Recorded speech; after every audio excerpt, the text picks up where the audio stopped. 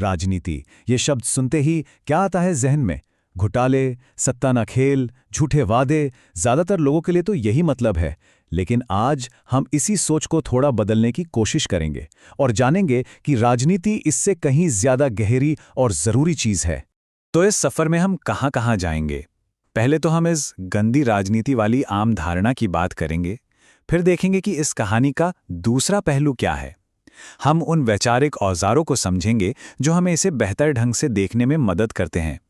थोड़ा इतिहास में झांकेंगे और फिर जानेंगे कि ये सब आज के दौर में हमारे लिए इतना ज़रूरी क्यों है। चलिए, बात की शुरुआत वहीं से करते हैं जो हम सब महसूस करते हैं, है ना? एक तरह की निराशा, एक हताशा जो राजनीति का नाम सुनते ही मन में आ जाती है। पर ऐसा होता क्यों है? मशहूर कार्टूनिस्ट R.K. लक्ष्मण का ये कार्टून क्या कमाल का है ना? ये उस आम सोच को दिखाता है जो हम सब में कहीं ना कहीं है। यहाँ एक माँ एक नेता से कह रही हैं कि आपकी हरकतों का मेरे बच्चे पर बुरा असर पड़ रहा है। मतलब राजनीति को झूठ और धोखेबाजी का दूसरा नाम मान लिया गया है। लगता है ना कि ये तो रोज की बात है। जब हम टीवी पर नेताओं को पार्टियां बदलते, बड़े बड़े झूठे वादे करते या फिर घोटालों में फंसते देखते हैं तो राजनीति से भरोसा उठ ही जाता है। और ये सिर्फ देश चलाने वाली राजनीति तक ही सीमित नहीं है। सोचिए, जब कोई क्रिकेटर टीम में अपनी जगह पक्की करने के लिए तिकड़म लगाता है या ऑफिस में कोई कलीग सिर्फ बॉस को खुश करने के लिए उनकी हाँ में हाँ मिलाता है, तो हम क्या कहते हैं? यही ना कि वो पॉलिटिक्स कर रहा है। मतलब अपने स्वार्थ के लिए कुछ भी करना। लेकिन एक मिनट रुकिए, क्या राजनीति का मतलब सिर्फ यही है? सिर्फ अपना फायदा देखना और दूसरों को इस्तेमाल करना? या फिर हम कहानी का सिर्फ एक छोटा और शायद सबसे खराब हिस्सा देख रहे हैं? आइए अब सूरज के दूसरे ज्यादा जरूरी हिस्से को देखते हैं। तो देखिए, राजनीति के ना दो चेहरे हैं। एक वो जो हमें अक्सर दिखता है, हेर-फेर, घोटाले और स्वार्थ। लेकिन दूसरा चेहरा जो ज्यादा जरूरी है, वो है समाज को चलाने का तरीका। इसी के जरिए तो हम सब मिलकर फैसले लेते हैं, अपनी जरूरतों को पूरा करने की कोशिश करते हैं और मिलकर एक बेहतर दुनिया बनाने का सपना देखते हैं। महात्मा गांधी ने क्या खूब कहा था कि राजनीति एक सांप की कुंडली की तरह है जिसने हम सबको जकड़ रखा है और इससे भागने का कोई रास्ता नहीं है सिवाय इससे जूझने के।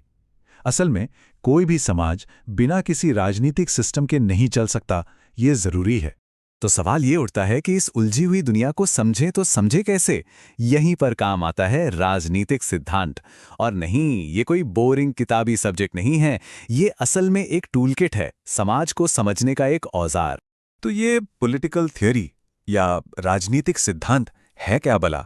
आसान भाषा में कहें तो ये उन बड़े बड़े आइडियाज की पढ़ाई है जिन पर हमारा समाज और सरकारें टिकी हैं, जैसे आज़ादी, बराबरी, न्याय। ये सिद्धांत इन शब्दों के मतलब को खंगालता है और ये देखता है कि ये हमारी असल जिंदगी में कैसे काम करते हैं। ये सिद्धांत हमें बड़े बड़े सवालों से जूझने के लिए तैयार करता है, जैसे कि आज़ादी की हद क्या होनी चाहिए? क्या बराबरी का मतलब ये है कि हर किसी के पास सब कुछ एक जैसा हो? न्याय कैसे हो? ये हमें इन मुद्दों पर तर्क के साथ सिस्टमैटिक तरीके से सोचना सिखाता है। और हाँ, ये सवाल कोई आज के नहीं है, ये तो एक बहुत पुरानी बातचीत का हिस्सा है जो सदियों बल्कि हजारों सालों से चली आ रही है। जरा सोचिए, हजारों साल पहले प्राचीन यूनान में प्लेटो और अरस्तू से लेकर यूरोप के रूसो और मार्क्स तक, और फिर हमारे अपने देश में महात्मा गांधी के स्वराज और डॉक्टर B.R. अम्बेडकर के सामाजिक न्याय के विचारों तक, इन सभी महान विचारकों ने इन्हीं सवालों से जोर आजमाइश की और उनकी बातें आज भी दुनिया भर के संविधानों और सरकारों को रास्ता दिखाती हैं। अब शायद किसी को लगे कि ये तो सब पुरानी बातें हैं, आज हमारे पास लोकतंत्र है, आज़ादी है, तो इन बहसों का क्या फायदा? लेकिन असलियत इतनी सीधी नहीं है।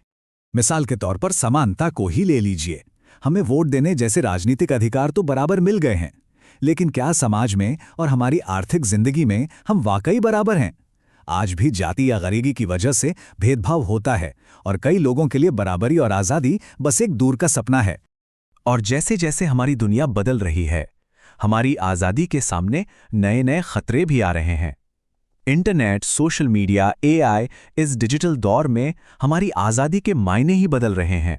एक आसान सा उदाहरण लेते हैं, हमारा ऑनलाइन डेटा। हम जो भी जानकारी ऑनलाइन देते हैं, क्या कंपनियों को उसे जैसे चाहे इस्तेमाल करने की इजाज़त होनी चाहिए? ये सवाल सीधा हमारी प्राइवेसी, हमारी निजता और हमारी आज़ादी से जुड़ा है। और यहीं पर एक बहुत मुश्किल सवाल खड़ा हो जाता है। सुरक्षा और स्वतंत्रता के बीच संतुलन कैसे बने? क्या देश की सुरक्षा के लिए सरकार को हमारे पर्सनल मैसेज पढ़ने का हक होना चाहिए? इन सवालों का कोई आसान जवाब नहीं है, और राजनीतिक सिद्धांत यही हमारी मदद करता है।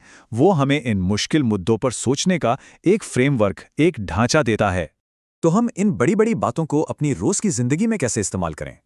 इसकी शुरुआत होती है महान दार्शनिक सुकरात की तरह सोचने से।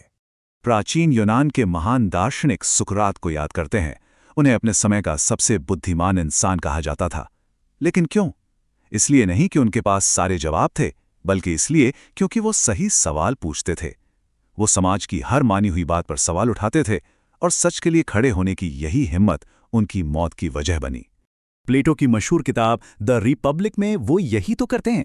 वो अपने तर्क से ये साबित कर देते हैं कि जिसे हम आमतौर पर न्याय समझते हैं, जैसे सच बोलो और अपना कर्ज चुकाओ, वो हमेशा सही नहीं होता। कुछ हालात में ऐसा करना भी अन्याय हो सकता है। और देखिए, यही तो राजनीतिक सिद्धांत का असली मकसद है। ये हमें कोई एक पका पकाया जवाब नहीं देता। ये हमें बेहतर सवाल पूछना सिखाता है, ताकि हम दुनिया को ज्यादा गहराई से समझ सकें। सच कहूं तो हम सब ये काम रोज करते हैं, बस हमें पता नहीं होता। जरा सोचिए, जब कोई दुकान पर लाइन तोड़कर आगे बढ़ता है तो हमें गुस्सा क्यों आता है? क्योंकि हमारे अंदर कहीं ना कहीं समानता का एक आइडिया है कि हर किसी को बराबर मौका मिलना चाहिए।